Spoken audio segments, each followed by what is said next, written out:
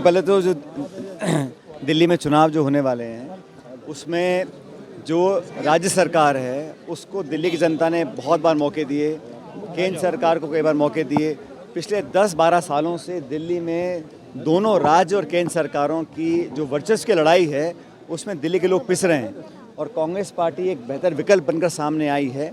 हम लोगों ने जनता को कुछ गारंटीज़ दी हैं और जब कांग्रेस सरकार थी शीला दीक्षित जी की तो विकास जो हुआ था दिल्ली में जनता उसको याद कर रही है और मुझे लगता है कि आपस की वर्चस्व की लड़ाई में अपने आप को बड़ा साबित करने में शीश महल और राजमहल में कितना रुपया खर्च हुआ, इन चर्चाओं से हटकर कांग्रेस ने एक बेहतर ब्लूप्रिंट जनता के सामने प्रस्तुत किया है। मुझे पूरा विश्वास है कि मजबूती से लड़ेंगे, परिणाम अच्छे आएंगे और कांग्रेस पार्टी का परफॉर्मेंस पहले से बहुत बेहतर रहेगा दिल्ली के अंदर। बन नहीं पाता है स्टेट में, ये देखिए, इंडिया गठबंधन का जब हमने राहुल गांधी जी, खड़गे जी ने शुरुआत करी थी तो सब दलों को साथ लेकर आए थे लोकसभा में और बहुत बेहतर परिणाम आए थे, चाहे वो महाराष्ट्र में हो, उत्तर प्रदेश में हो, राजस्थान में हो, हरियाणा में हो। और एनडीए के साथ मुकाबला करने के लिए इंडिया गठबंधन पहले भी मजबूत था, आज भी मजबूत है। अलग अलग राज्यों में जो परिस्थिति बनती है उसके अनुरूप लोकल यूनिट्स को देखकर अलग दल निर्णय करते हैं और जहाँ तक इंडिया गठबंधन की बात है, पहले भी मजबूत था, आज भी मजबूत है और भारतीय जनता पार्टी को चुनौती देने के लिए नेशनल लेवल पर अगर कोई दल है तो वो कांग्रेस पार्टी है। केजरीवाल जी पर कल हमला हुआ था, वो किस तरह से? नहीं, मुझे लगता है कि हिंसा की कोई जगह राजनीति में नहीं होनी चाहिए, लेकिन जो जनता जवाब मांग रही है, जिन लोगों को सत्ता दी थी दिल्ली में, केंद्र में, राज्य में, दोनों भाजपा और आम आदमी पार्टी सिर्फ आपस में तू तड़ाक और आरोप प्रत्यारोप में फंस गई है और मुझे लगता है कि दिल्ली के लोगों को उसका खामियाजा उठाना पड़ रहा है। लोग बेहतर विकल्प चाहते हैं और अच्छा ऑप्शन कांग्रेस पार्टी बनकर सामने आएगी। ट्रंप के हाथ में सत्ता जारी है, भारत का फायदा और नुकसान देखा जाता है, उससे आप क्या सोचते हैं? मुझे लगता है कि दोनों मुल्कों में सत्ता किसी के पास भी हो, लेकिन दोनों सबसे बड़ा लोकतंत्र, सबसे पुराना लोकतंत्र है और दोनों देशों के जो द्विपक्षीय संबंध हैं वो अटूट हैं, बहुत मजबूत रहेंगे और जो भी नया राष्ट्रपति बनता है जनता की चॉइस से बनता है, तो मैं तो उनको शुभकामना देता हूं और उम्मीद करता हूं कि भारत अमेरिका के जो संबंध थे वो पहले से और बेहतर हों, आर्थिक रूप से, सामाजिक रूप से दोनों देश और करीब आएँ।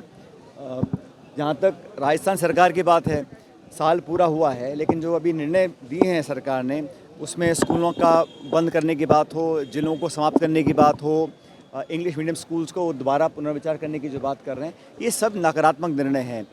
अफसरशाही बहुत हावी है, राज्य सरकार में इतने सारे पावर सेंटर बन चुके हैं कि जो सत्ता दल के विधायक मंत्री हैं वो भी दर दर भटक रहे हैं।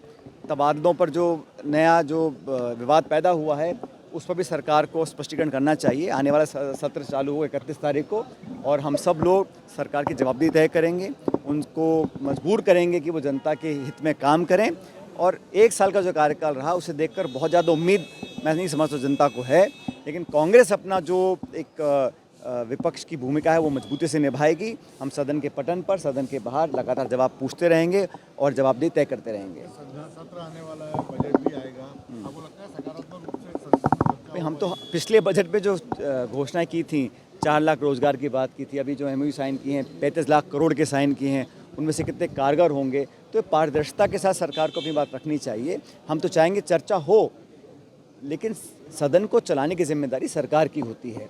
हर मुद्दे पर चर्चा हो और कई बार जैसे मैंने देखा है पार्लियामेंट के अंदर, लोकसभा के अंदर हाउस एडजर्न कर सरकार अपने जवाब देने से बच जाती है और हम लोग जवाब मांगते हैं। तो सार्थक चर्चा हो, संवाद हो, पूरा देश प्रदेश देखे कि सत्ता पक्ष विपक्ष किस प्रकार का आचरण रखते हैं। हम तो हमेशा सदन चलाने के पक्ष में रहे हैं। इस सत्र में भी हम चाहेंगे, बड़ा महत्वपूर्ण सत्र है बजट सत्र, हम चाहते हैं चर्चा हो, सवालों के जवाब दिए जाएं और मंत्री मुख्यमंत्री सदन के पटन पर प्रदेश के प्रति जो उनकी जवाबदेही है वो विपक्ष के माध्यम से सामने लेकर आए। कई जिलों के इलाके के आपसे आके मिल रहे हैं, उनके जिलों में बुला रहे हैं, आपको इनवाइट कर रहे हैं।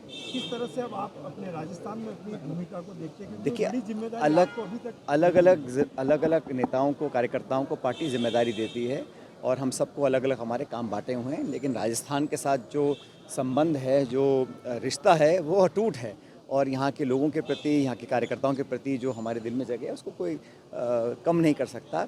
आज हम विपक्ष में हैं, लेकिन जहाँ जहाँ कार्यकर्ताओं को ज़रूरत है, पार्टी को ज़रूरत है, संगठन के रूप से जहाँ जहाँ जनता बुलाती है हम सब लोग वहाँ जाते हैं और सबको साथ लेकर चलते हैं। और कांग्रेस पार्टी विपक्ष में है, लेकिन हम सबकी जो मजबूती, हमारी एकजुटता है, और हम सब कार्यकर्ता नेता एक परिवार के रूप में काम कर रहे हैं, हमारी सबसे बड़ी ताकत है। लेकिन एक बड़ी जिम्मेदारी आपको मिले, सबकी यही इच्छा है। तो मेरे को तो जिम्मेदारी दे रखी छत्तीसगढ़ की, वो मेरा राज्य है, मैं जिम्मेदार हूँ।